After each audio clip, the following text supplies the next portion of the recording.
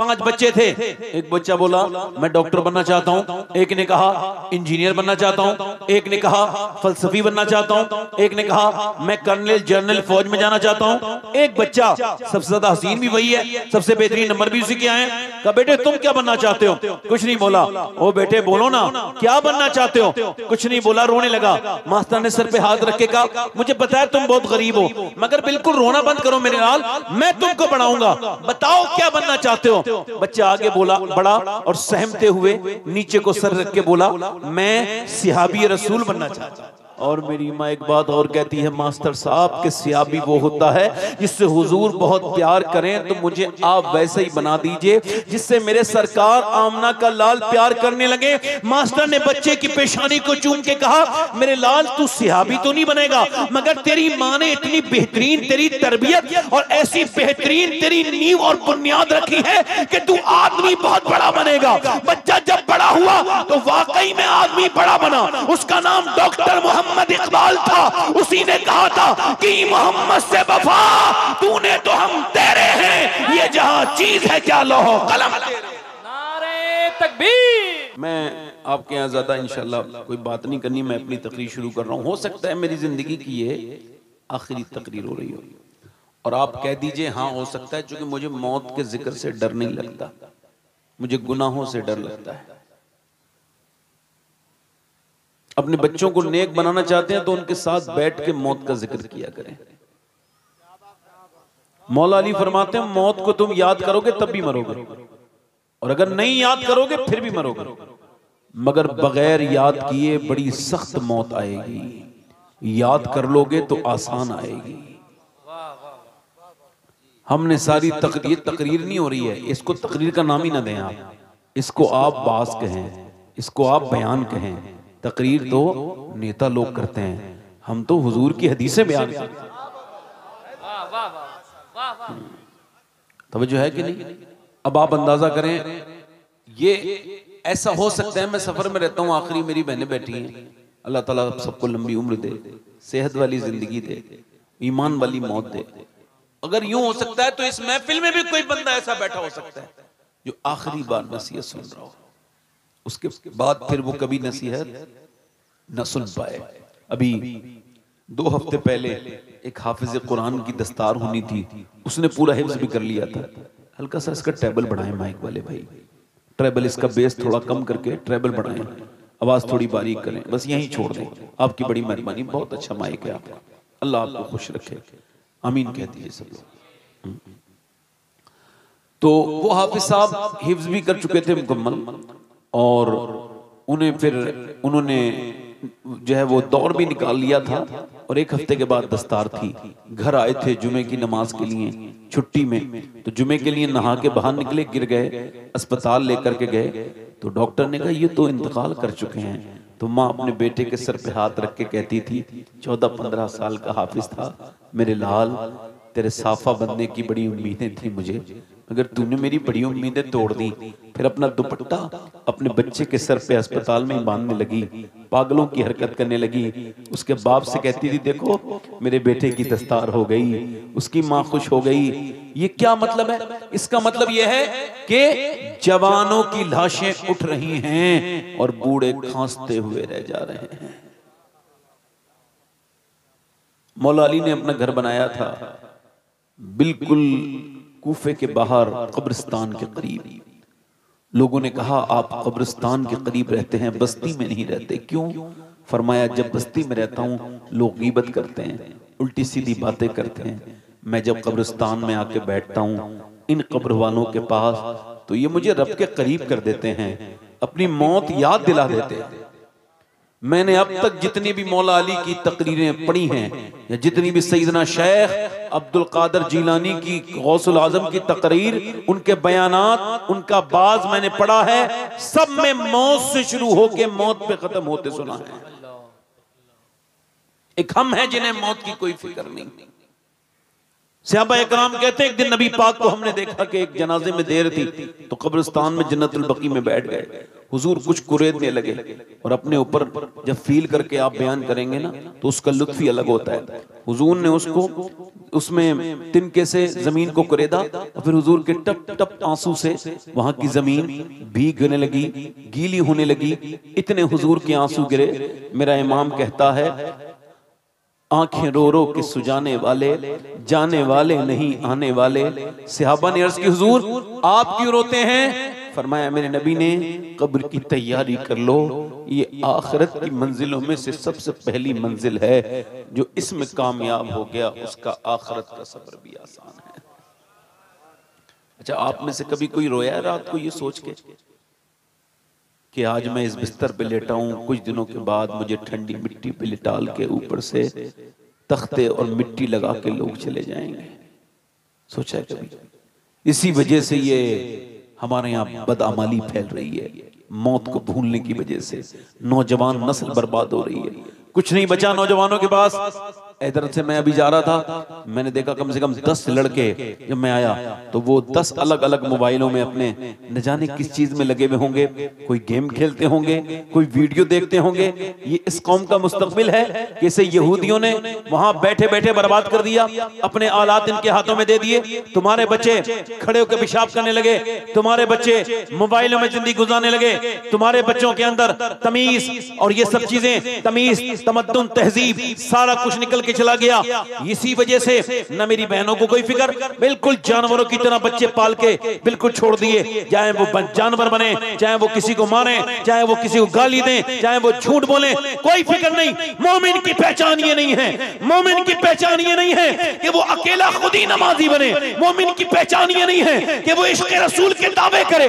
मोमिन तो वो है, मेरे नबी फरमाते हैं, हर बेटा अपने बाप का राज है। जिसका बेटा नेक होगा उसका बाप भी नेक ही होता है। सुभान अल्लाह, सुभान अल्लाह, वाह वाह वाह। मेरे दोस्तों, मेरे भाइयों, अब तो तरबियत नहीं है, मगर आज से तकरीबन 150 साल पहले लाहौर में अच्छे नंबरों से 5 बच्चे पास हुए। 7-8 साल से बड़ा कोई बच्चा नहीं। मास्टर जो हैं, जो असातिज़ा हैं, जो मैनेजमेंट है, उन्होंने देखा बच्चे गरीबों के हैं, गरीबों के बच्चों के अच्छे नंबर आते हैं, अमीरों के बच्चे तो बिगड़ जाते हैं। बोलो बात सही कह रहा हूँ गलत कह रहा हूँ? अक्सर बिगड़ जाते हैं गरीबों के बच्चे, मगर पैसा नहीं होता। नंबर तो हैं बेचारों के, मगर पैसा नहीं है। अच्छा, पैसा नहीं है उनको, उनके पास तो हम पढ़ाएंगे उनको जो भी पढ़ना चाहते हैं बच्चे। तो उन्होंने कहा मैनेजमेंट ने, हम इनको सुबह को पूछते हैं अपनी विशेष बताओ। बच्चे बैठे हैं, क्या बनना चाहते हो? जो भी बनना है, बगैर झिझके, बगैर किसी तकल्लुफ के बताओ, डरना नहीं, हम पढ़ाएंगे।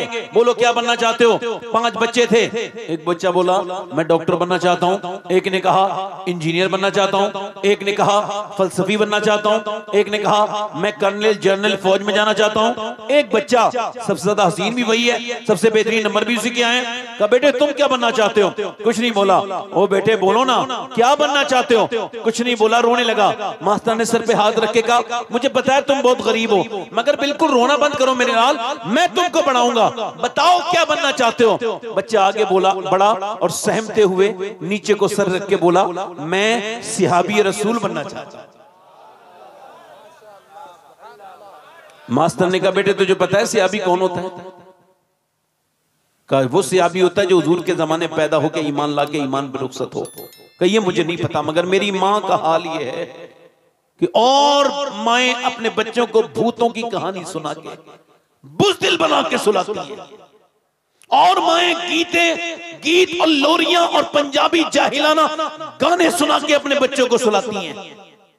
मगर मेरी माँ ने ना कभी मुझे भूत से डराया, न कभी कोई गाना सुनाया, न कभी कोई लोरी सुनाई, बल्कि जब मैं सोने जाता हूं तो मेरी माँ, जब से मैंने होश संभाला है, कभी मुझे अबू बकर सिद्दीक की बातें बताती है, कभी उमर फारूक आजम की बातें बताती है, कभी मौला अली की बातें बताती है, कभी उस्मान गनी की बातें बताती है, कभी सैयदना बिलाल हबशी की बातें बताती है, कभी वो बताती है कि कैसे बिलाल के सीने पे पत्थर रखे जाते थे और बिलाल को मक्के की जमीन पे गर्दन में उनकी रस्सी डाल के घसीटा जाता था। और मेरी माँ बताती है कि कैसे बिलाल हबशी को अंगारों पे लिटाया जाता था। और मेरी माँ एक बात और कहती है, मास्टर साहब के सियाबी वो होता है जिससे हुजूर बहुत प्यार करें, तो मुझे आप वैसे ही बना दीजिए जिससे मेरे सरकार आमना का लाल प्यार करने लगे। मास्टर ने बच्चे की पेशानी को चूम के कहा, मेरे लाल तू सियाबी तो नहीं बनेगा, मगर तेरी माँ ने इतनी बेहतरीन तेरी तरबियत और ऐसी बेहतरीन तेरी नींव और बुनियाद रखी है कि तू आदमी बहुत बड़ा बनेगा। बच्चा जब बड़ा हुआ तो वाकई में आदमी बड़ा बना।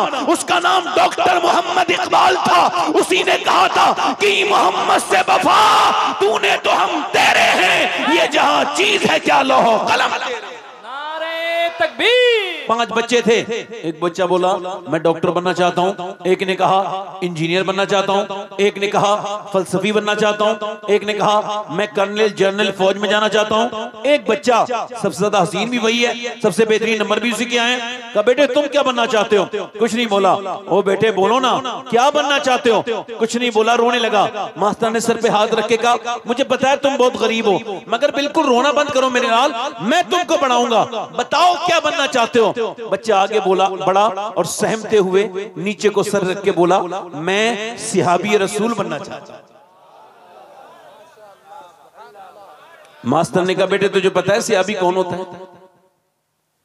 कहा वो सिहाबी होता है जो हुजूर के जमाने पैदा होकर ईमान लाके ईमान पर रुखसत हो। कहा ये मुझे नहीं पता, मगर मेरी मां का हाल ये है कि और माएं अपने बच्चों को भूतों की कहानी सुना के बुज़दिल बना के सुलाती है, और माएं गीत और लोरियां और पंजाबी जाहिलाना गाने सुना के अपने बच्चों को सुलाती हैं।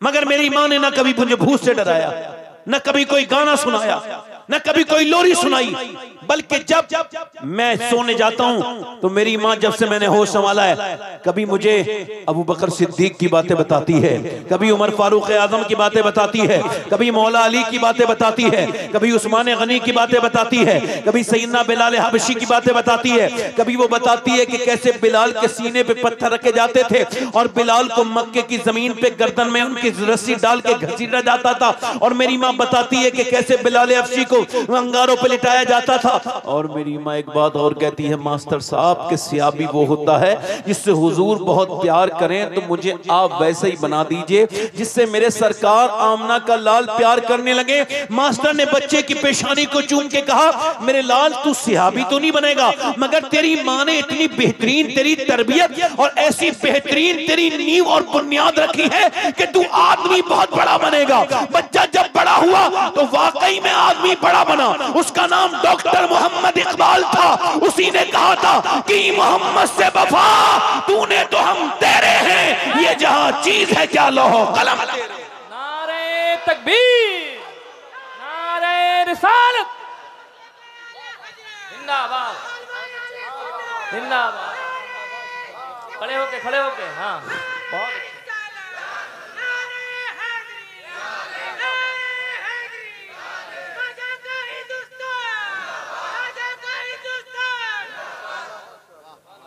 इसका मतलब साफ है मेरे भाइयों मेरे दोस्तों, इसका मतलब साफ है कि ये जो उलमा हाफिज कुरान कुर्रा मुफ्तियान इकराम उलमा इकराम ये माँ बाप के फरमा बरदार होते हैं। बोलो होते हैं कि नहीं? अरे बोलो ना। 90% होते हैं, बल्कि 95, 96, 99 भी कहोगे तो बेजा नहीं। होते कि नहीं होते? मगर सुनो क्यों होते हैं? कभी सोचा आपने? इमाम गजाली ने इस राज से पर्दा उठाया।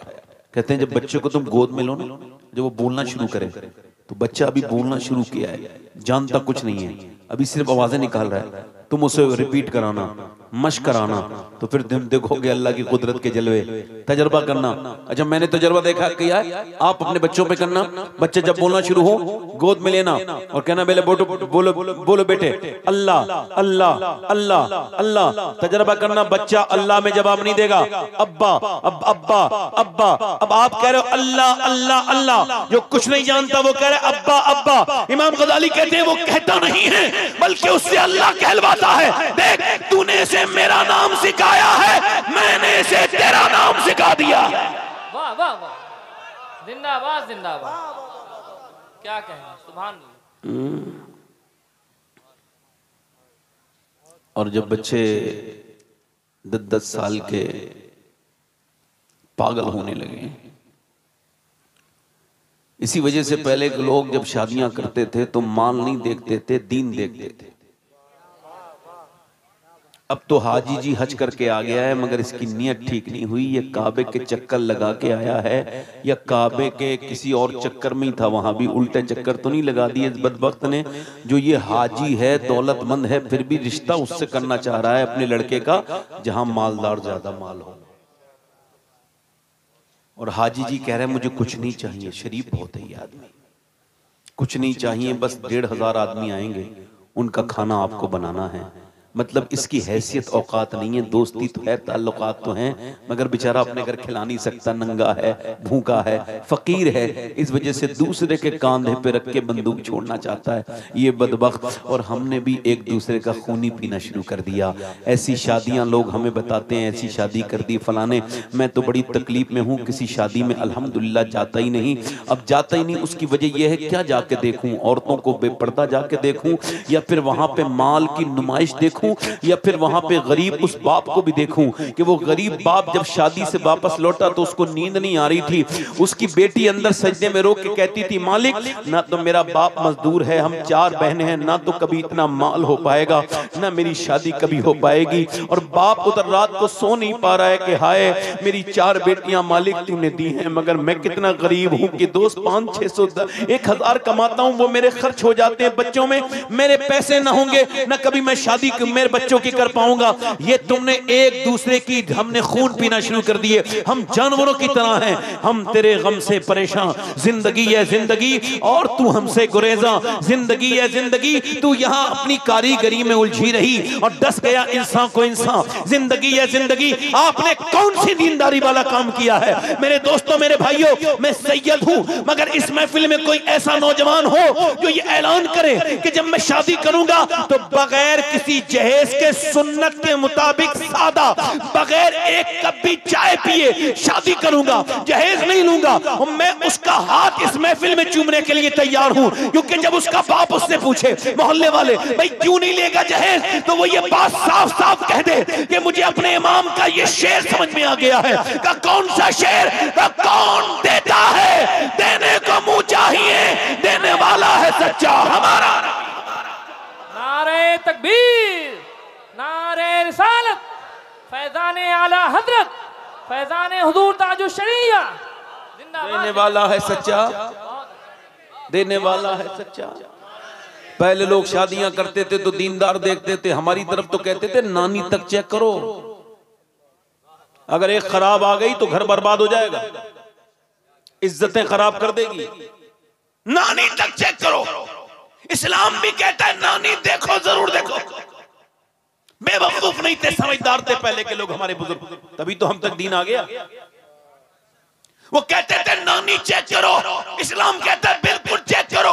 अगर इस्लाम में नानी देखनी है तो मक्के की खदीजतुल कुबरा देखो, बेटी देखनी है तो मदीने की फातिमातुल ज़हरा देखो, और नवासी देखनी है तो करबला की ज़ैनब कुबरा देखो। वाह वाह वाह वाह, जिंदाबाद जिंदाबाद, वाह वाह वाह। एक औरत आ जाए अच्छी तो घर बदल दे, इलाका बदल दे। आप कह रहे हो इलाका कैसे बदल दे, लो सुनो। एक चौधरी साहब हैं, गैर मुनक़सिम हिंदुस्तान में 100 उनके नौकर हैं, 1000 बीघा से ज्यादा जमीन, जमींदार आदमी, मालदार। मेरी बहनें सुने जरा ध्यान से, जो बोल रही हैं खामोश हो जाए मेरी बहनें। हाँ अपना बोलो, मैं मेरी बात भी सुन रही है, वो मैं बिल्कुल खामोश है मेरी बहनें, बेटियां बैठी, माशाल्लाह बैठी, बैठ बैठो। अल्लाह ने चाहा ये आज सब अपने दिलों को बदलेंगी मेरी बहनें, मेरी बेटी। अगर ये बैठेंगी तो इनके लिए मेरे पास बहुत कुछ है। क्योंकि इकबाल ने कहा था कितनी खूबसूरत घर बना लो, आजकल देख नहीं रहे हो। अभी मैं एक जगह गया था, इतना आलीशान घर बना रहे हैं वो कि 12 साल हो गए बन रहा है। कल हमारा घर देखो, मैं कहा मुझे मरना नहीं होता तो मैं भी तेरे तरह घर जरूर बनाता। हाँ इकबाल कहता है कितनी खूबसूरत घर बना लो, मगर वो घर बर्बाद होने से बच नहीं सकता जिसमें हुजूर की बेटी सैयदा फातिमा का जिक्र नहीं होगा। चूंकि औरत से घर बनता है, घर बनता है औरत से, औरत है हया से, और हया है हुजूर की बेटी सैयदा फातिमा से। सुभान अल्लाह, सुभान अल्लाह, वाह वाह। गैर मुनक़सिम हिंदुस्तान है, हिंदुस्तान तकसीम नहीं हुआ है। उस वक्त में 100 नौकर, 1000 बीघा जमीन, बेशुमार जानवर उसके पास, चौधरी बड़ा जमींदार, 2 बीबियां थी, उसने तीसरी शादी कर ली। तीसरी बीवी उसे ठीक मिल गई। कभी कभी बीवी ठीक भी मिल जाती है, इसको तीसरी ठीक मिली। ये बात क्यों कह रहा हूं? इस वजह से कि वो औरत नमाजी परहेजगार थी, कुरान की पाबंद थी, नमाज पढ़ती थी, बेशरम और बेहया नहीं थी। उसने देखा आके इस घर में कोई नमाज नहीं पढ़ता, न चौधरी नमाज पढ़े, न नौकर नमाज पढ़े, न बीबियां नमाज पढ़े, न बच्चे अल्लाह के सामने झुके, जो घबराहट होने लगी। अब उसने झगड़ा थोड़ी किया, मोमिना थी। कुछ लोग नसीहत करना नहीं जानते, इस वजह से काम बिगाड़ देते हैं। नसीहत करने के लिए सही वक्त का होना जरूरी है, नसीहत के लिए अच्छे अल्फाज असर करते हैं। झगड़ा करने वाले लोग नसीहत नहीं करते, काम बिगाड़ते हैं, उन्हें खुद पता है इससे काम बिगड़ेगा। इसी वजह से वसीम बरेलवी ने कहा था, कौन सी बात किस वक्त कब कहां कही जाती है, ये सलीका हो तो हर बात सुनी जाती है। बात कहने का सलीका वही हो। अगर तुम दीन की बात कर रहे हो तो हुजूर के लहजे में बात करो। मैं निसार तेरे कलाम पर मिली यूं तो किसको ज़बान नहीं। हुजूर ने कभी किसी को डांटा नहीं, सरकार ने कभी किसी को फटकारा नहीं। मेरे नबी ने जब भी बात की, मेरे इमाम कहता है, जिसकी तस्की से रोते हुए हंस पड़े, उस तबस्सुम की आदत पे लाखों जिंदाबाद जिंदाबाद, वाह। उसने कोई अपनी सौतनों से झगड़ा नहीं किया कि तुम नमाज नहीं पढ़ती मैं पढ़ती। उसने सोचा नमाजी कैसे बनाना है। तो उसने देखा कि इसके अगर चौधरी नमाजी बन गया, दिमाग लगाया, तो सब बन जाएंगे। तो चौधरी को दूध लेके जाता नौकर का, तुम लेके नहीं जाओगे मैं लेके जाऊंगी, तुम लेके नहीं जाओगे मैं लेके जाऊंगी। लेके गई, अच्छा उसमें किशमिश, बादाम, अखरोट डाल के बेहतरीन तरीके से उठाया और बेहतरीन सुरख दूध करके लीजिए चौधरी साहब। मेरी तो नौकर लेके आते हैं दूध, 2 बीबियां बोले के नहीं आती, तुम क्यों आई हो? कहने लगी मेरा ज्यादा हक है नौकरों से आपकी खिदमत करने का, आप लीजिए ना दूध। उसने दूध पी लिया और उसने कहा मैं आपके पाँव दबाना चाहती हूँ। कहा क्यों? कहा मैं अपने घर पे अपने माँ बाप की खिदमत जो करती थी अब आपकी करूंगी। अच्छा वो दबाना भी जानती थी, कुछ लोग दबाते हैं तो और दर्द कर देते हैं, उसको पॉइंट पता थे। दबाना शुरू किया, चौधरी ने जैसे रिलैक्स फील किया, नींद आ गई। जैसे ही चौधरी सोया, एकदम औरत बोली, चौधरी साहब आप जा रहे हैं और फिर मुझे भी आ रही है नींद, अगर इजाजत दें तो फजर की नमाज के लिए उठा दूं। ए बेटा कहां जा रहे हो? ए बेटा कहां जा रहे हो? ये लड़के कहां जा रहे हैं? इनमें से जो बहरा ना हो मेरी तरफ तो देख ले वो कम से कम। माशाअल्लाह बड़े तरबियत याफ्ता बच्चे हैं। ये जब फिल्म देखते होंगे तो पूरी देखते होंगे। हाँ, ये हंसने की बात नहीं, रोने की बात है। हमारी कौम बर्बाद हो रही है, ये हंसने की बात नहीं मेरे भाई। अल्लाह जानता है मैं हंसने के लिए कोई बात नहीं कहता। मैं उस दिन से मौत बेहतर समझता हूँ जिस दिन मैं हंसने के लिए हुजूर की महफिल में कोई बात कहूँ। मुझे तो गुमान तक नहीं है कि आप इस बात पे हंस जाओगे, वरना ये बात कहता ही नहीं। मुझे गुमान तक नहीं मेरे भाई, मुझे पता है महफिल में हंसना ये बहुत बड़ा गुनाह है। इतना बड़ा गुनाह है कि मैं बताऊं तो आप कांप जाएंगे। मेरी बहनें, मेरी बेटियां सुने, उसने क्या कहा नमाज के लिए फजर में। अब एक तो वो चौधरी है और दूसरा है मर्द। तो मर्द तो घमंडी होते ही हैं और चौधरी तो और ज्यादा हो गया फिर तो। अब वो एक आदमी अभी कुछ दिनों पहले उम्रा करके आया, अपनी बीवी से झगड़ा कर लिया, तूने मुझे पानी क्यों नहीं दिया? मैंने उससे कहा भाई तुम जिद्दा से आए होगे, खजूरों का ये दुनिया भर के तुमने उठा उठा के इधर रखे होंगे, वहां से फिर तुम उतरे होगे, उसके बाद कनेक्टिंग फ्लाइट लेके तुम कलकत्ता आए, कलकत्ता से तुमने फिर आसनसोल आए, आसनसोल आके अपने घर में बैठ के 4 कदम दूध पानी तुमने क्यों नहीं पिया? झगड़ा क्यों कर लिया? कहने लगे जहां दादागिरी चलती है चलाने में मजा आता है। हुजूर ने फरमाया तुम में बेहतर वो है जो अपनी बीबी के लिए बेहतर है, वो जो दुनिया के लिए बेहतर है उसको नहीं फरमाया। उसने कहा चौधरी नमाज के लिए उठाऊं क्या मुझे समझाएगी? भाग्या से बेइज्जती कर दी उसकी, है ना? बोलो ना, इसी भाव बेइज्जती हो रही ना हमारे यहाँ। कोई किसी को गाली दे दे तो उसकी बेइज्जती हो गई, है ना? जल्दी बोलो ना, यही भाव है ना? किसी ने किसी को गाली दी और उसने जवाब नहीं दिया तो वो बेइज्जत, उसकी बेइज्जती हो गई। यार ये कौन सा उल्टा मामला है यार?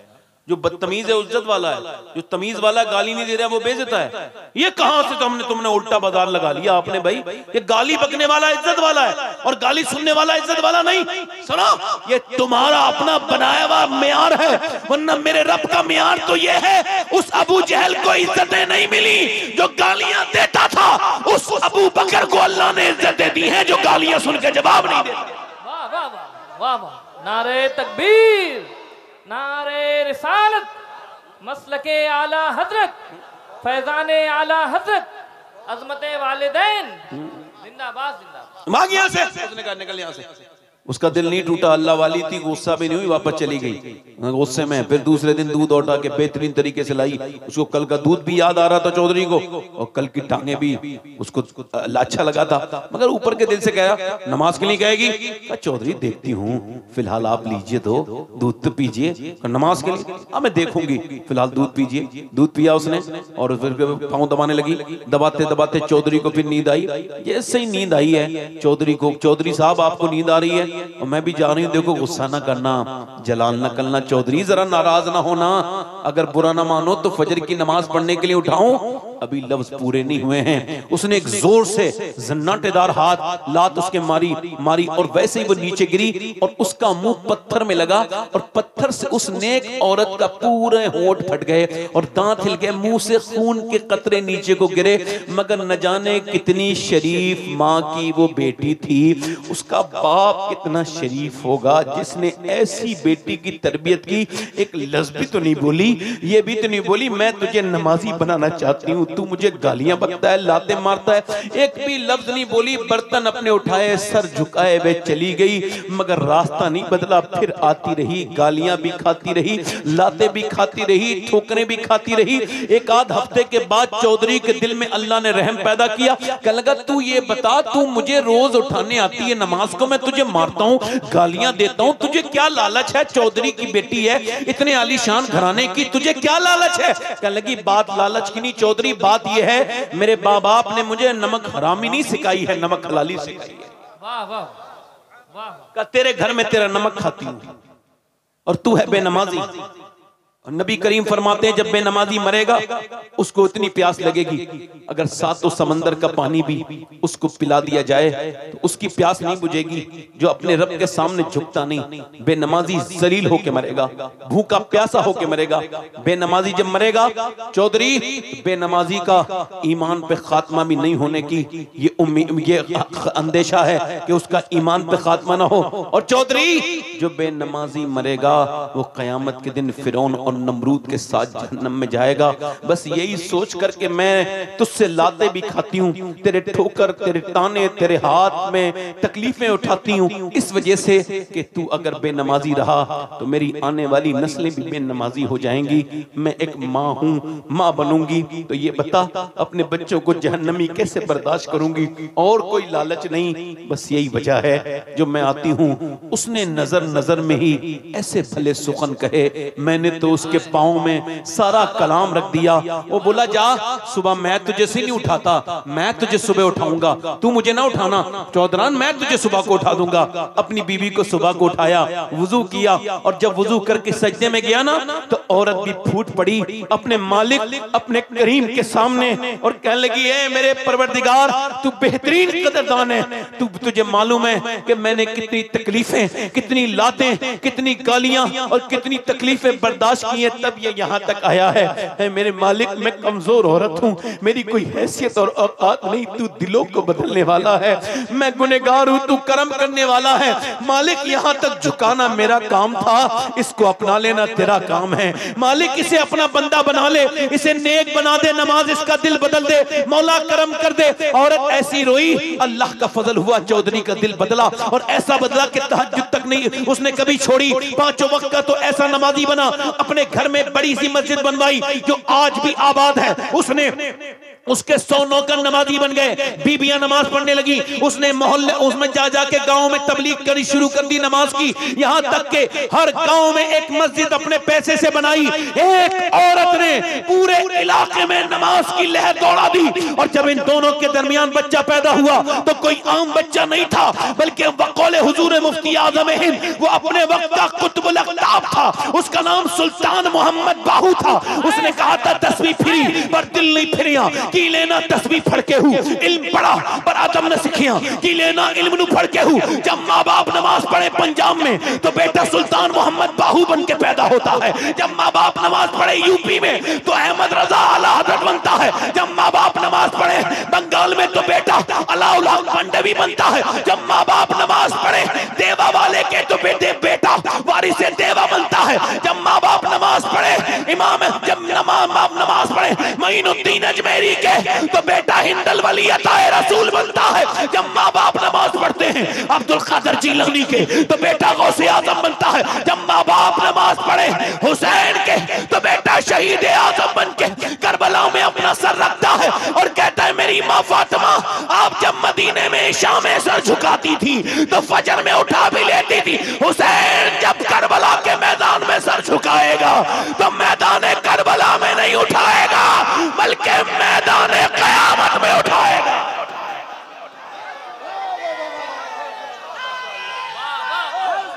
वाह वाह वाह, बहुत अच्छे बहुत अच्छे, जिंदाबाद जिंदाबाद।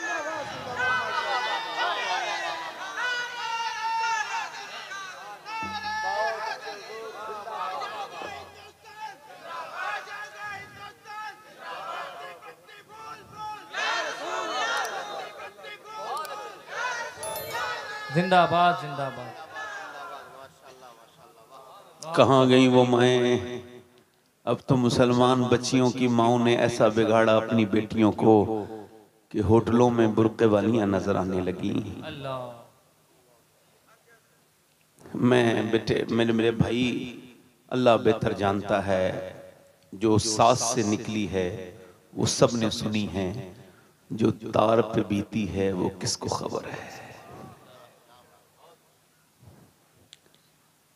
जब मुसलमान बच्चियां गैर मुस्लिमों की बाइक पर बैठने लगे,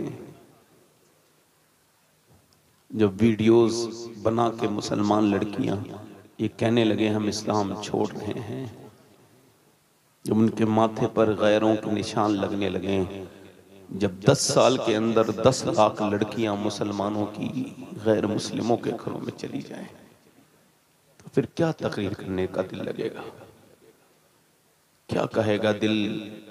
बस अपनी बहनों से गुजारिश ही करने वाला हूं, आपको नहीं पता एक मुसलमान कितना जरूरी है।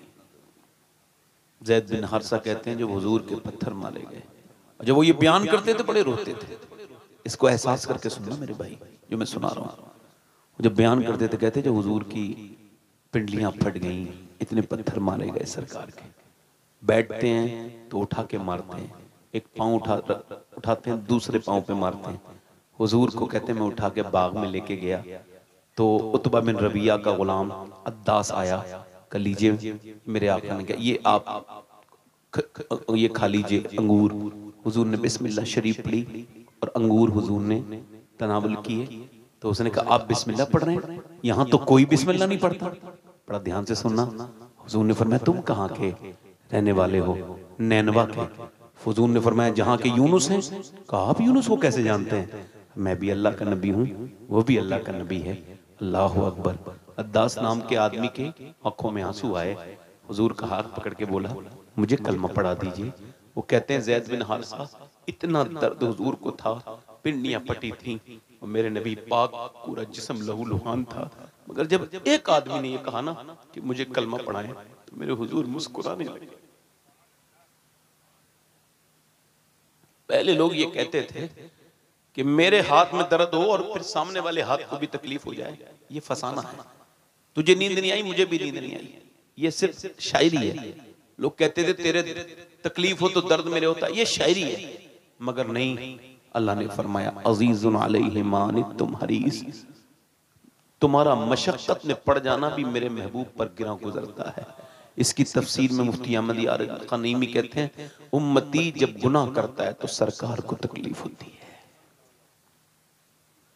कहां गई मेरी वो बेटियां, मेरी बहनें जिन्होंने अपने बच्चों के लिए चाहा था कि ये नेक बने।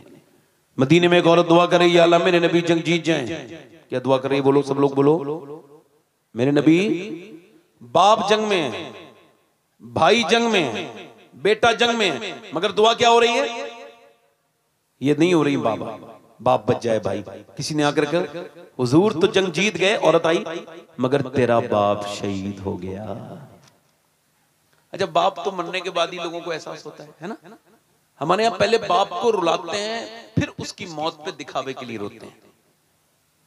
जीते जी उसको जीने नहीं देते, इतनी तकलीफें देते हैं, वो जल्दी मर जाता है, ब्लड प्रेशर से, शुगर की टेंशन होकर चला जाता है।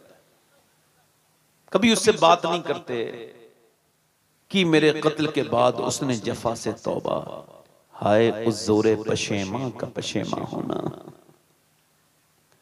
मेरे भाइयों, मुझे 25 साल हो गए मैंने अपने वालिद साहब के इंतकाल को। 25 साल में एक दिन भी ऐसा नहीं है इस माइक पे, हुजूर के मिंबर पे बैठ के कसम खाता हूं कि एक दिन भी नहीं गुजरा जब मुझे मेरे वालिद याद ना आया। और जब से तकरीर करनी शुरू की है, अब तो ज्यादा आते हैं। क्यों? मैंने कौन सा ऐसी जगह है जहां उर्दू बोली जाती है, अल्लाह का फजल है, मैंने वहां जाके तकरीर की है। कहां कहां नहीं गया, कभी अर्श पर, कभी फर्श पर, कभी उनके दर, कभी दर बदर। गमे आशिकी तेरा शुक्रिया, मैं कहां कहां से गुजर गया, मगर सोचता हूं कभी कभी सबने तकरीर सुन ली, काश मेरा बाप भी मेरी एक तकरीर सुन लेता।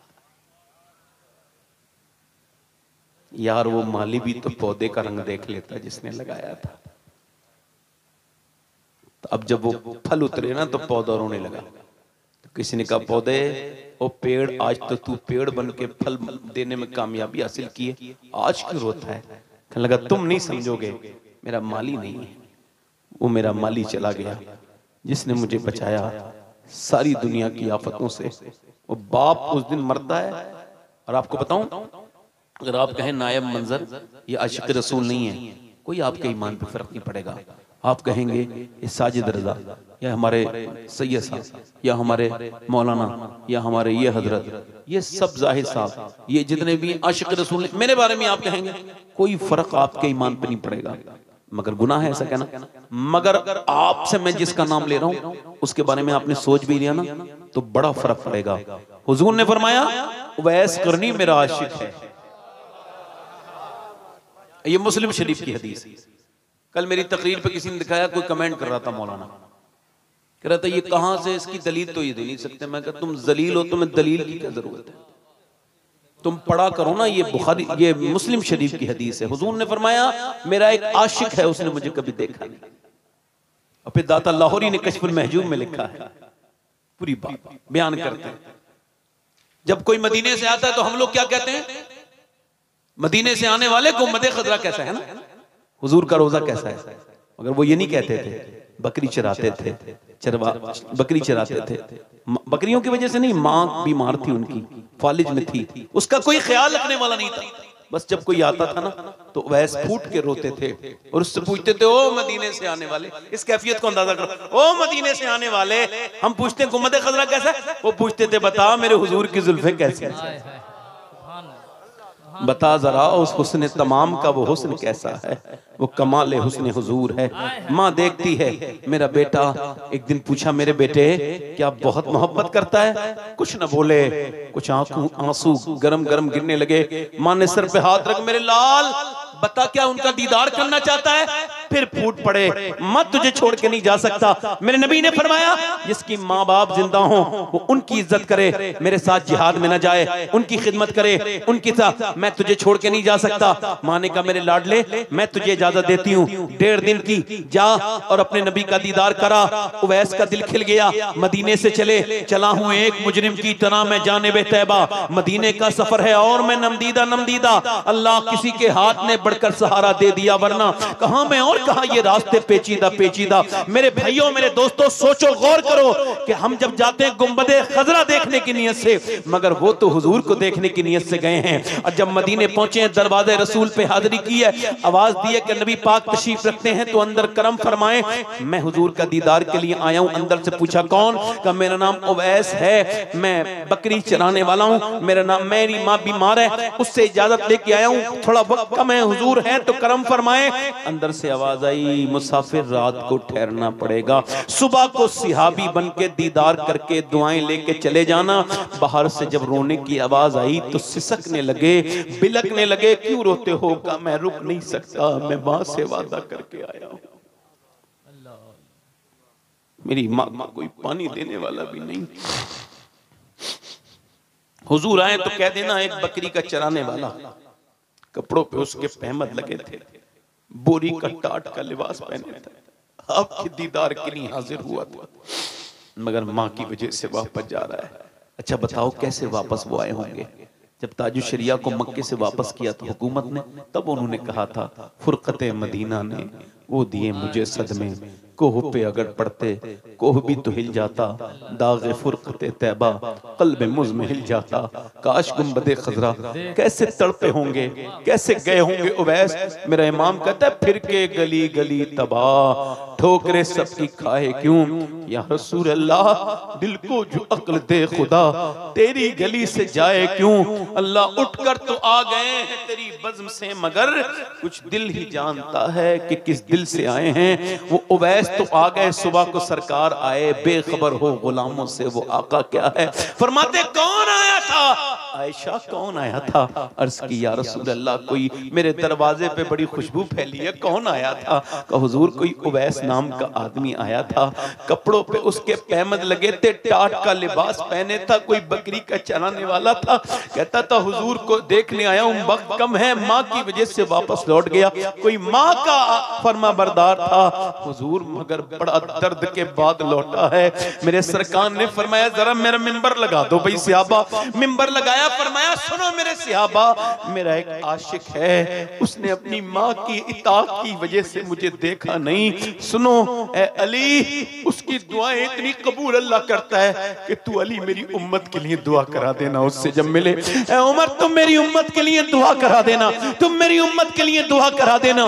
फरमाया क़यामत के दिन जब वो जाएगा जन्नत में, अल्लाह फरमाएगा उवैस ठहर, तेरे इशारे से कुछ जहन्नमी जन्नती होंगे। मेरे महबूब के फरमाते मेरे आका मेरे उम्मतियों की तरफ इशारा करेगा, जहन्नमी जन्नती बन जाएंगे। अल्लाह फरमाएगा ऐसा बदला देते हैं माँ बाप की खिदमत का। माँ घर में जन्नत बैठी है और तू कहां कहां जन्नतें देख रहा है। माँ को तूने रुलाया है मेरे भाई, याद रख माँ चली जाए तो फिर दूसरी बार नहीं मिलती, ये ख्वाबों ख्यालों में भी नहीं मिलेगी। वो घर बड़ा खूबसूरत है जिस घर में माँ बाप है, अगर पुराना घर है, अगरचे पुराना है, टूटा हुआ है, मगर माँ बाप बैठे हैं, बड़ा खूबसूरत घर लगता है वो, जिसमें माँ, वो कमरा बड़ा हसीन लगता है जिसमें माँ, जिसमें मेरी माँ लेटी है, वो घर बड़ा प्यारा लगता है। मगर जब माँ चली जाए और बाप ना हो तो बड़े बड़े खूबसूरत घर में जाने से डर लगता है, घबराहट महसूस होती है। यारो मेरे दोस्तों, माँ है मेरी तो ना माँ है ना मेरा बाप है। मैं आपसे कह रहा हूँ मेरे दोस्तों, ये वो नेमतें एक बार गई तो वापस नहीं आएंगी। बाप की खिदमत करो, उनके हाथ को चूमो, उनके पाँव को चूमे, माँ की खिदमत करो। माँ और किसकी दुआएं कितनी कबूल होती हैं, कौन से पीर साहब की, कौन से मौलाना साहब की, कोई इसकी गारंटी नहीं है। मगर मेरे सरकार फरमाते हैं माँ बाप की दुआएं ऐसे कबूल होती हैं जैसे कि नबियों की दुआएं अपने उम्मती के हक में कबूल होती हैं। मेरे दोस्तों ले लो दुआएं माँ बाप की, माँ बाप हैं, इनकी खिदमत कर लो। बस आखिरी बातें करके आपसे अपनी रुखसत लेता हूं, दिल लगा के बोलो सुभान अल्लाह। एक खातून है, तवज्जो करें मेरी तरफ। अब वो जो तीन, उससे कहा तेरा बाप शहीद हो गया, तेरा भाई, तेरा बेटा, कितनी मौतें हुई हैं। अब ये तो कैसे भी जा सकती थी ना, मगर पहले पर्दा किया, सिसक रही है आंसुओं की वजह से, दर्द है मगर पर्दा निकली बाहर। औरतें पीछे पीछे जा रही हैं, चलो भाई बाप के जाके जनाजे देखेगी, नहीं नहीं भाई को देखेगी। किसी ने कहा क्यों देखेगी, माँ है, बेटे की लाश पड़ी है, पहले बेटे को देखेगी। हाय हाय सिहाबिया, क्या शान है तेरे ईमान की, अगर तेरे ईमान का कतरा मिल जाए ना तो हमारे ईमान में वो समंदर का काम करेगा।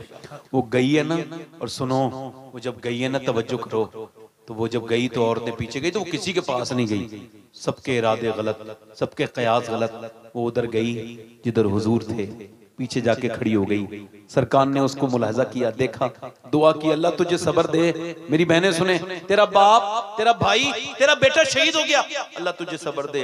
हुजूर की तरफ देख के ऐसा कहने लगी, या रसूल अल्लाह, मैं पूरे मैदान को देख के आई हूँ, आपको देख लिया, आप सलामत हैं तो मेरा सब कुछ सलामत है। यार आप सलामत हैं। मैं तो आमना के लाल को देखने आई थी, मैं तो सरकार आपको देखने आई थी। फिर जब गई ना, तो जैसे औरतें रोती हैं, तो ना दुपट्टे का पता कोई मर जाए, ना उनके कपड़ों का पता कौन देख रहा है, जाहिलों की तरह रोती हैं। वो बिल्कुल पर्दे में रो रही है, पर्दा सलामत है। किसी ने कहा बाप भाई बेटा सब शहीद हो गए, पर्दा अभी तक तेरा। कहने लगे जिस इस्लाम के लिए कुर्बान हुए हैं, क्या उस इस्लाम पे बेटी अमल नहीं करेगी, बहन अमल नहीं करेगी, माँ अमल नहीं करेगी? ऐसी लड़कियां मुझे तो अब मिलती नहीं, मगर कुछ लड़कियां ऐसी गुजरियां माजी करी, अभी बहुत माजी भी क्या कहूं, बड़ी कुछ दिनों की बात है, अभी कुछ दिनों की रिसेंट की बात है। मैंने ये वसीयत की है, मैं सैयद हूं, मगर ये वसीयत मैंने की है और रोज तकरीर में कहता हूं कि जब मैं मर जाऊं और अगर फलस्तीन की लड़की का जूता मिल जाए, मेरे मरने के बाद मेरी कब्र में जब लोग दफन करने जाते हैं तो तख्ते लगाने से पहले मेरे सीने पे वो जूता एक रख दिया जाए, ताकि मेरा अल्लाह उस लड़की के उस बयान की वजह से मुझे बख्श दे, जो बयान दे के वो दुनिया से गई हैं, वो भूखी हैं और उनके बच्चे भूख से हैं, एक एक बेड पे 3-3 बच्चे हैं, मगर वो कहती हैं हम रात को जब सोते हैं तो पहले कुरान पढ़ते हैं, फिर बुर्का उड़ के सो जाते हैं। कब बुर्का उड़ के तो कोई नहीं सोता, हम सोते हैं। क्यों? कब जब बम गिरते हैं ना, जब मिसाइल गिरती है तो घर मलबे में तब्दील हो जाते हैं। हम सुबह को सोच के ये सोते हैं कि जब सुबह को हमारी लाशें मलबे में से निकलें तो पर्दे में होनी चाहिए, बेपर्दा नहीं होनी चाहिए, ताकि फिर हुजूर की बेटी क़यामत के दिन मिले तो हम अर्ज कर दें, ए सैयदा पाक, हमारे घर सब बर्बाद हुए मगर ना हमने पर्दा छोड़ा, ना हमने कुरान छोड़ा। काश मैं अपनी, जो मेरी बहनें बैठी हैं उनमें से जो कसे हुए लिबास पहनती हैं, टाइट फिटिंग वाले लिबास, उन अपनी बहनों को समझा पाता, मेरी बहन ये बड़ा सख्त गुनाह है, मेरी बहन तेरा जिस्म कि ये तेरी तंदुरुस्ती बुढ़ापे में खत्म हो जाएगी, मगर मेरी बेटी मेरी बहन ये गुनाह बाकी रहेगा। हुजूर फरमाते हैं आखिरी जमाने की औरतें ऐसी होंगी, कपड़े पहनने के बावजूद वो बरहना होंगी, यानी बगैर कपड़ों के नजर आएंगी, उनके जिस्म इतने टाइट लिबास से मुरस्सा होंगे और ऐसे वो कपड़े पहनती होंगी। अल्लाह के रसूल अपनी बेटी से मिलने के लिए गए, आवाज दी फातिमा अंदर आ जाऊं? अब्बा अकेले हैं तो आ जाएं। मेरे साथ इमरान आए हैं। इमरान कहते हैं हुजूर ने फरमाया ना उन्हें न लाएं। फातिमा क्यों न लाऊं मेरी बिटिया? उन्हें न लाएं। एक दिन हुजूर ने पूछा फातिमा, तकवा देखे, तकवा खातून जन्नत का, फातिमा चांद देखा है आपने? कल को ईद है। कहा अब्बा मैं चांद नहीं देखती। क्यों नहीं देखती मेरी बेटी? कहा जिस पे गैर महरम की नजर पड़ती है ना, उस चांद को मैं देखना नहीं चाहती। मेरा इमाम बोला जिसका आंचल न देखा मोह मेहर ने, उस रिदाए नजाहत पे लाखों सख्त। पूछा मेरी बेटी फातिमा क्यों ना, उन्हें न लाएं अब्बा। क्यों न लाऊं? अब्बा आपकी बेटी के पास इतने कपड़े नहीं है वो किसी दूसरे मर्द से पर्दा कर सके। पैमद लग गए कपड़ों। हसनैन की माँ है, अली की बीबी, नबी की बेटी है, प्यारी लाडली, फरमाया मेरा दिल है फातिमा, मेरा जिगर है फातिमा। हुजूर अंदर गए। जब हुजूर अंदर गए तो देखा पूरा चेहरा पीला है। क्या हुआ मेरी बिटिया? क्या हुआ मेरी बेटी? अल्लाह का शुक्र। वो फातिमा बताना क्या हुआ? अल्लाह का शुक्र। और फातिमा बताना क्या हुआ? अल्लाह का शुक्र। कि हुजूर ने कई बार पूछा ना, तो फिर बेटी कैसे छुपाए? अर्ज करने लगी अब्बा और कोई बात नहीं, बस 5 दिन से कुछ खाया नहीं, पेट से मेरे पत्थर बंधा है, 5 दिन से मैंने कुछ नहीं खाया। फरमाया फातिमा इधर देखें, तवज्जो करें, अगर तुमने आज 5 दिन से कुछ नहीं खाया तो तुम्हारे बाप को आज 9 दिन हो गए, मैंने 9 दिन से कुछ नहीं खाया। मेरी बहनें क्या जवाब देंगी जिनके कपड़े टाइट हैं उस फातिमा ज़हरा को, कि जब वो दुनिया से गई हैं तो उनकी चादर में 72 पैमद लगे हुए हैं। आप क्या जवाब दोगे? जिस हाल में नौजवानों मरोगे ना, उसी हाल में उठोगे, याद रखना। वो आंखें हुजूर को कब्र में कैसे पहचानेंगी? कौन सी हिम्मत लाएंगी जिन्होंने थोड़ी देर पहले, मरने से पहले, थोड़ी देर पहले इंस्टाग्राम पे गंदी वीडियो देखी थी? क्या समझते हो आंखें तुम्हारी हैं? नहीं नहीं, अल्लाह के रसूल फरमाते हैं आंखें इस वजह से अल्लाह ने बनाई हैं उसका दीदार करने के लिए, मगर ये आंखें तो गंदी हो गई। ये कैसे होगे मेरे दोस्तों, मेरे भाइयों, मुझे बताओ। मैं आपसे पूछता हूं कैसे, आखिर कब तक यही गुनाह वाली जिंदगी गुजारेंगे? आपको बताऊं, जिस हाल में जो मरेगा उसी हाल में उठाया जाएगा। गाड़ी तेज चला रहे लड़के, एक्सीडेंट हो गया, एक्सीडेंट हुआ, मर गए। सामने डीजे बज, उनकी गाड़ी में वो चल रहा था फिल्म, मतलब वो लगी भी थी, और वो एलईडी या वो जो भी होता है वो स्क्रीन जिसे कहते हैं गाड़ी में, अब वो मर गए। अब सुबह 5 बजे मरे हैं, शाम के 5 बज गए, लाशें नहीं आई। लोग कह रहे हैं भाई माँ बहनें थक गई हैं रोते रोते, कब आएंगी लाशें? लगा पोस्टमार्टम हाउस पे भीड़ बहुत है, अभी लाशें जरा लाइन में लगी है। अभी जो गुरूर घमंड करते थे ना, जिन्हें लाइन बुरी लगती थी, वो पूरे दिन से लाइन में है, और पूरी रात भी गुजर गई, उनकी नाकों में मक्खी घुस रही है, मगर पड़े हैं। फिर उन्हें गुस्ल की बात चलने लगी। और सुनो मेरे भाइयों, फिर सुबह को उनको उन्होंने काटना पीटना शुरू किया। पहले छेनी हथौड़ी से काटते थे, अब उनके पास छेनी हथौड़ी नहीं है, अपडेट हो गए, ग्लेंडर से काटने जैसे लकड़ी कटती है, ऐसे पट से काट के गन्न से। अब जो औरत खुदकुशी करके गई है वो भी बगैर कपड़ों के पड़ी है, मर्द भी बिना कपड़ों के पड़ा है। उसकी मेज पर, उसके रहमो करम पे उसने उतारी ऊपर से खोपड़ी, और फिर जो भी उसने लगाना है, फिर खोपड़ी में मोटे वाले सुए से सिया, फिर यहाँ से ऐसे पूरा फाड़ दिया पूरा चर से, उसके बाद फिर मोटे सुए से सिया। हुजूर फरमाते हैं जब मुर्दे का हाथ पकड़ता है ना गस्साल देने वाला, गस्साल, वो कहता है जरा नरमी तो कर, जरा नरमी तो कर, तेरे हाथ उठाने से बड़ी तकलीफ होती है। मैं जो तकरीर कर रहा हूँ मेरा भी एक दिन गुस्ल होगा, ये जो सुन रहे हैं इन सब का गुस्ल होगा ऐसे। तो अब बताओ जब हाथ उठाने से तकलीफ होती है तो पोस्टमार्टम से कितनी तकलीफ होती होगी मेरे दोस्तों, मेरे भाइयों। मैं तो दिन रात तक सफर में रहता हूँ, यही कहता हूँ मालिक बस तू पोस्टमार्टम वाली मौत से बचाना, ईमान वाली मौत अपने महबूब के कूचे में अता करना मालिक, अपने महबूब के मदीने में अदा करना।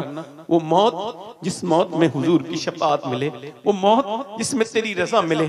यार देखो तो जब लोग दफन करके जाते हैं, मेरा इमाम कहता है हाय गाफिल वो क्या जगह है जहाँ 5 जाते हैं 4 फिरते हैं, 5 रोज कब्र में जा रहे हैं, 4 बाहर निकल के आ रहे हैं, एक दफन अंदर करके आ गए। ओए तुम हमेशा नहीं निकलोगे, एक दिन तुम्हें दफन करने वाले अंदर छोड़ के आ जाएंगे।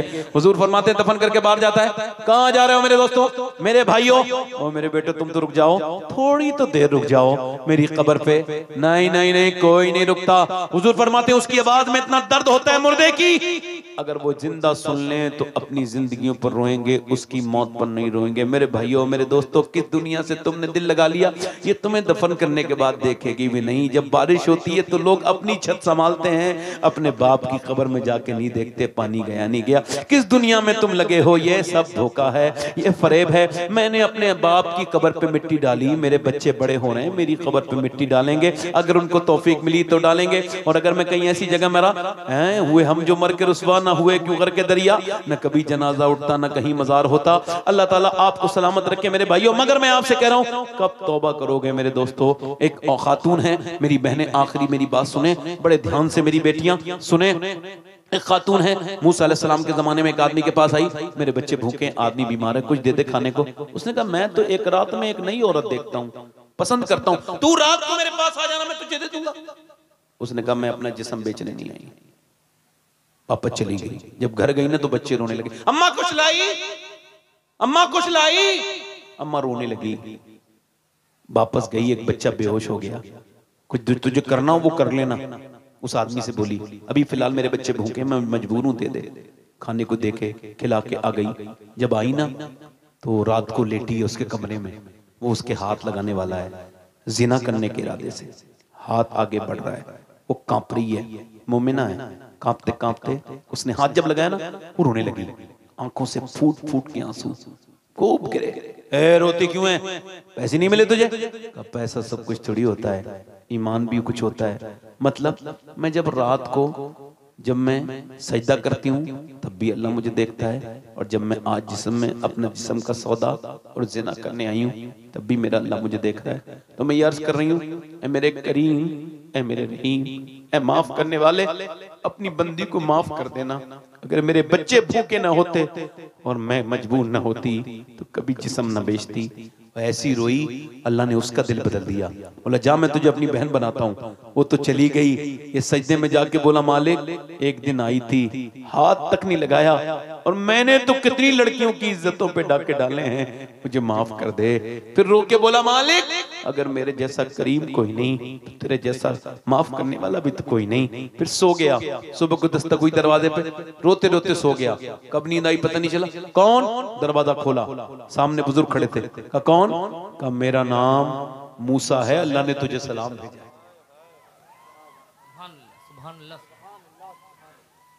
सलाम भेजा है। क्या भेजा है बोलो? कहने लगा मूसा गलत रास्ते पे आ गया, मुझे अल्लाह सलाम नहीं भेज सकता, मैं तो गुनहगार इंसान हूं, इज्जतें लूटता हूं, मैंने बड़ी गुनाह किए हैं। मूसा मुझे अल्लाह सलाम नहीं भेजेगा, बताना। मूसा ने कहा तूने कोई नेकी की है? कहा रात वाली नेकी बता के रोने लगा। मूसा ने सर पे हाथ रखे, कहा सुन अल्लाह ने मुझे भेजा है और अल्लाह ने फरमाया जा मूसा मेरे बंदे से कहना कि मैंने उसकी रात के रोने को कबूल कर लिया है, उसे माफ कर दिया है।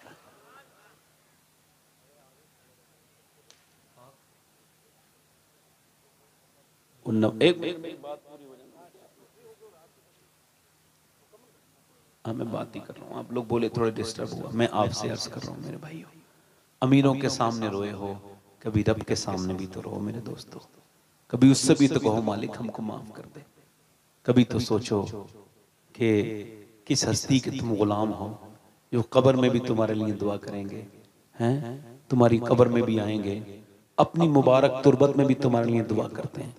हाथ उठा के बताओ कितने लोगों के दिलों में आज हुजूर से मोहब्बत बढ़ी है और हुजूर के नाम पे जान दे सकते हैं? दोनों हाथ उठा के बताओ, नीचे हाथ करें। जो जान दे सकता है कुछ भी कर सकता है ना, कुछ भी कर सकता है ना। अब एक दूसरे की तरफ ना देखना, मुस्कुराना नहीं। कितने लोग ऐसे हैं जो आज से हुजूर के नाम पे जान भी दे देंगे और आज से पूरी दाढ़ी भी रखा लेंगे, इस महफिल में खड़े हो जाएंगे। जो हुजूर के नाम पे पूरी दाढ़ी रखाएं वो इस महफिल में खड़े हो जाएंगे। इधर आ जाओ भाई, इधर आ जाओ। एक दूसरा कोई आशिक रसूल है? आओ आओ आओ। दो तीसरा कोई आशिक रसूल है? अच्छी लड़की से अगर शादी करना है तो शादी से पहले दाढ़ी रखाओ, खराब लड़कियों से बच जाओगे। क्योंकि कोई भी बिगड़ी हुई लड़की दाढ़ी वाला पसंद नहीं करती है, दाढ़ी वाला वही पसंद करती है जिसे मदीने वाला पसंद हो। आ जाओ आगे, इधर आ जाओ, अब भी आ जाओ। दाढ़ी रखाना है तो खड़े हो जाओ। अगर दाढ़ी मुंडाते थे पहले से तो हाँ ठीक है, कटी हुई आ जाइए, मुबारक। कोई तीसरा चौथा आशिक रसूल है? 100 शहीदों का सवाब है, हर नबी के दाढ़ी हर। कोई आशिक रसूल है जो इस महफिल रसूल में सुन्नत रसूल की नियत करे? आओ आओ आओ, सुभान अल्लाह। नारे तकबीर, नारे रिसालत, नारे रिसालत, जज्बे ईमान, माशाअल्लाह। आइए जरा हार होंगे, हार करीब आ जाइए, इधर आ जाइए, इधर इधर इधर आ जाइए, इधर। माशाअल्लाह। मैं देखो अभी 20 दिन हुए मदीने से लौटा हूं। कितने दिन हुए? और 15 दिन के बाद फिर मदीने जा रहा हूं। हाँ मैं इसी वजह से कमाता हूँ, मदीने आओ जाऊँ, हाँ फिर हज पे भी जाऊंगा। और कोई अपने काम ही नहीं। और पैसे का और क्या काम? पैसे से जन्नत खरीदो, गरीबों को दो और मदीना देखो, और क्या काम है पैसे? हाँ सब वही तो कह रहा हूँ, आपके लिए मैं मदीने में जाके हुजूर की बारगाह में सलाम पेश करूंगा। मगर थोड़ी देर रुक जाओ, थोड़ा तादाद बढ़ाने दो मुझे। कोई पांचवा आशिक रसूल है इस महफिल रसूल में मेरा भाई? सोचने वाले को कभी जन्नत नहीं मिलती, मिलती उसको है जो दिल से मान ले। आओ आओ, आपके दाढ़ी है, आपके है, हाँ जिसकी छोटी दाढ़ी हो, एक मुट्ठी से कम हो, हाँ जिसके छोटी दाढ़ी हो, एक मुट्ठी से कम हो या कटी भी हो, मेरा भाई वो खड़ा हो जाए। पांचवा आशिक रसूल। मेरी बख्शिश के लिए 4 ही काफी हैं। आप माशाल्लाह बड़े अच्छे लोग हैं। कोई पांचवा आशिक रसूल है? आओ बेटे आओ। माशाल्लाह माशाल्लाह। अपने दामाने शफाअत में छुपाए रखना, मेरे सरकार मेरी बात बनाए रख। पढ़ो।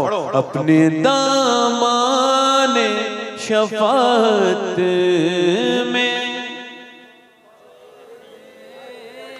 और मैंने माना कि निकम्मा हूँ मगर आप कहूँ मुझ निकम्मे को भी सरकार निभाए रखना। मेरे सरकार मेरी बात बना और उनके हो जाओ हर एक चीज उन्हीं से मांगो अपने दामन में ना एहसान पराए। मेरे सर छठा कोई है गरीब नवाज का आशिक छठी वाला कोई है छठा आशिक रसूल इस मजलिस रसूल में जो अपने आप को बदलने की बात करे अल्लाह से तौबा करने की बात करे। आओ एक और आगे और कोई है काफी बुजुर्ग लोग देखो काफी बुजुर्ग लोग बैठे हैं दाढ़ियां सफेद हो गई हैं मगर अभी हक दर्मी पर हैं जवानी की तलाश है अभी है ना। याद रखो आला हजरत फरमाते हैं बैल के सींग काटो तो बछड़ा नहीं बनता बैल का बैल ही रहता है। कोई आशिक रसूल और है 7 हो गए मैं सोचता था इमाम हुसैन की 10वीं हो जाए करबला वालों का फैज मिल जाए मेरे हुसैन का। है कोई 8वां आशिक रसूल मजलिस रसूल में है ना। ये हमारे भाई जो उठे इनका कोई दोस्त है जो अपने दोस्त के साथ जन्नत का इरादा कर ले। ये बताओ ये दाढ़ी रखा रहे हैं तो ये उलमा इतने खुश हो रहे हैं मैं गुनहगार इतना खुश हो रहा हूं तो मदीने वाले सरकार कितने खुश हो रहे हैं। वही है आशिक रसूल 8वां। आओ आओ मेरे भाई जैसे ये आज निकल के जा रहे हैं ना ऐसे हम सब कब्रों में निकल के चले जाएंगे ना कोई किसी के लिए मरा है ना जिंदा। आओ माशाल्लाह 5-6 आ गए। इश्क था फतना गरो सर इश्क था फितना गरो सरकशो चालाक मेरा आसमां चीर गया ना लाए बेबाक मेरा। आओ मेरे भाई हाँ सुभान अल्लाह। ये कितने हो गए भाई अब तो सुभान अल्लाह हार भी कम पड़ गए हमारे यहाँ 1 2 3 4 5 6 7 8 9 10 11 12 13 14 हो गए सुभान अल्लाह। अभी मैं मदीने शरीफ में बैठा था अभी 22-23 दिन पहले तो इफ्तार का वक्त था तो एक आदमी आके बोला मुझे लड़का था आपका नाम शबात हुसैन है। मैंने कहा जी। कहने लगे ये दाढ़ी मैंने तकरीर आपकी सुन रहा था गाड़ी चलाते हुए हिंदुस्तान का ही था। पहले गाड़ी चलाते चलाते ना फिर आपने कहा कौन कौन दाढ़ी रखाएगा कहते मैंने हाथ उठा दिया तब से लेके अब तक मैं दाढ़ी वाला। वो खुश हो गया कहने लगे आप मुझे मिल गए। मैं कहा मैं तुम्हें खुशी नहीं होनी चाहिए खुशी तो मुझे होनी चाहिए कि जब मदीने में एक आदमी ने पहचान लिया तो कयामत के दिन कोई ना कोई पहचान ही लेगा। आप में से कोई पहचान के मुझे जन्नत में ले जाएगा। आप ही लोगों में से कोई कहेगा भाई आ जाओ है ना। 14 हो गए 15वां कोई आशिक रसूल है।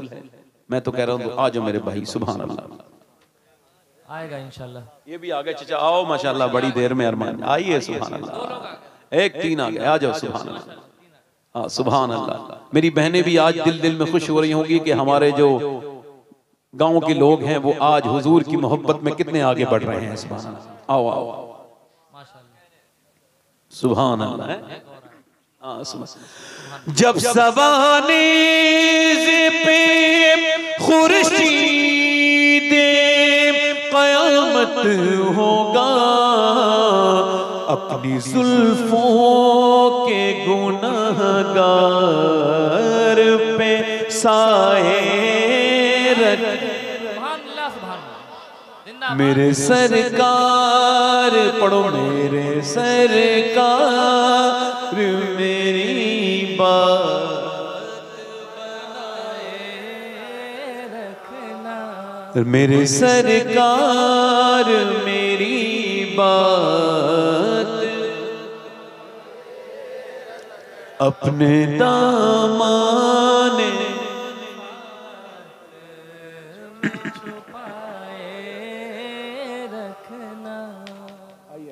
आइए सबसे पहले आप करीब जी माशाअल्लाह। नारे तकबीर नारे रिसालत मसलके आला हजरत। मैं जब अपनी तकरीर खत्म कर लूं तब आप फिर तबसरा कीजिएगा।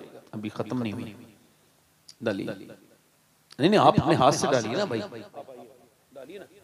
ये उलमा इकराम आपको नवाज रहे हैं सुभान अल्लाह। आ गया जाए मुबारक हाथ ऊपर कर लो हाथ ऊपर करो हाथ अभी जाना नहीं कोई हाथ डालने के बाद जाना नहीं कोई। आप लोगों का अच्छा लग रहा है नीचे जो बैठे हैं सबको खुशी हो रही है जोर से बोलो जरा सुभान अल्लाह। माशाअल्लाह हमारे चाचा आइए माशाअल्लाह हजरत, बड़ी मेहरबानी आपकी, आइए आ जाओ। सुभान अल्लाह सुभान अल्लाह, बहुत सुभान अल्लाह ताला जज़ा दे। मेरे साथ वादा करो इंशाअल्लाह, मेरे साथ ये हार भी डाल रहे हैं, वादा भी करो। नहीं मेरे नहीं, उनके लोग मैं उनको डालिए, पीछे वाले लोग डालो, आओ भाई आगे आ जाओ, आगे पीछे में एक बात आ जाओ। ये दाढ़ी ऐसी सुन्नत है, सारे गुनाहों से बचाती है। लोग बगैर दाढ़ी वालों को टोकता उकता नहीं, कुछ भी करे, दाढ़ी वाले को टोकते हैं। यार तू तो दाढ़ी वाला, तू तो ये काम ना करना। तो दाढ़ी सुन्नत ऐसी है जो गुनाहों से रोकती है। अब जरा मेरे साथ वादा करो इंशाअल्लाह, वादा करते हैं आज के बाद ना दाढ़ी कटेगी ना मुड़ेगी। दुआ करो ऐ अल्लाह हमको इस्तिकामत अता फरमा। खड़ा होना हमारा काम है, इस्तिकामत अता करना तेरा काम। मौला अपने फजल से इस्तिकामत अता फरमा। या अल्लाह हमको नमाज का पाबंद बना दे, नमाज का पाबंद बना दे, सुन्नतों का पाबंद बना। आमीन। बैठ जाए अपनी जगह पे। हुजूर की आंखों की ठंडक है नमाज। जरा दोनों हाथ उठा के बोलो नमाज पढ़ेंगे इंशाल्लाह। दोनों हाथ उठा के बोलो इंशाल्लाह, दोनों हाथ उठा के इंशाल्लाह। 5 वक्त की नमाज अपनी बहन बेटी को पर्दे के लिए कहेंगे इंशाल्लाह। दोनों हाथ उठा के बोलो इंशाल्लाह। मसलके आला आदत पे सख्ती से कायम रहेंगे इंशाल्लाह। बैठ जाए अपनी अपनी जगह बैठे। बड़ी मेहरबानी आपकी, बैठ जाए जल्दी से बैठे माशाल्लाह। मेरा ख्वाहिश ये थी कि नयाब मंदर साहिबान जो हैं वो आए हैं। ओ अरे भाई कह रहे हैं ना, तो मैं ये चाहता हूं कि अगर कोई साहब ना उठे तो इन्होंने अपना जो बेहतरीन कलाम है भी संभाल के रखा है, आप सुनने का वादा करें तो ये सुनाएंगे, है ना। तो जरा मेरे साथ तौबा करें। अस्तगफिरुल्लाह अस्तगफिरुल्लाह रब्बी मिन कुल्लि ज़म्बि व अतूबु इलैह। पढ़ लीजिए ला इलाहा इल्लल्लाह मुहम्मद रसूलुल्लाह। मेरी जिंदगी का मकसद तेरे दीन की सरफराजी, इसीलिए मुसलमान में, इसलिए माजी इस्लाम जिंदाबाद, मसलके आला हजरत पाइंदाबाद। लक़द काना लकुम फ़ी रसूलिल्लाहि उस्वतुन हसना। सदक़ल्लाहुल अज़ीम। अस्सलामु अलैकुम व रहमतुल्लाहि व बरकातहू। मैं नारा लगा रहा हूँ, या लोग आ रहे हैं, उठ के नहीं जाएगा, एक ही कलाम पढ़ेंगे फिर सलाम हो जाएगा, है ना। ये बड़ी दूर से सफर करके आए। नारे तकबीर, ऐसे नहीं, जरा दोनों हाथ उठा के नारे तकबीर, ऐसे नहीं, जरा आवाज बुलंद करके नारे रिसालत, आवाज बुलंद करके नारे रिसालत। मसलके आला हजरत फैजाने गौसे आजम, फैजाने गौसे आजम